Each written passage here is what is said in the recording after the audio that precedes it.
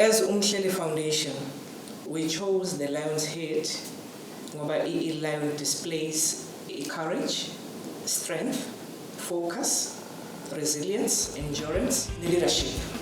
So these are the character traits that we want to instill to our students as imoto yethu ithi sports for education. So we strongly believe that our students, if there's a character traits, they can excel in class. Right? There's a saying which says, a lion will never eat grass despite the state of the economy. So in a nutshell, it means regardless of your circumstance or your background, you can still achieve the goals that you set for yourself. So that is our vision as Umhleli Foundation. Abantwana, they must set goals for themselves and work towards achieving those goals.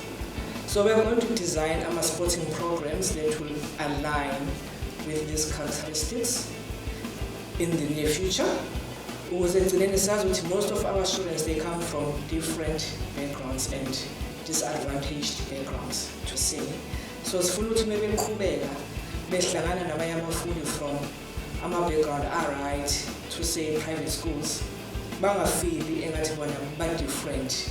But in terms of sport, we once enjoyed this day during our times of schooling. So this is our vision going forward.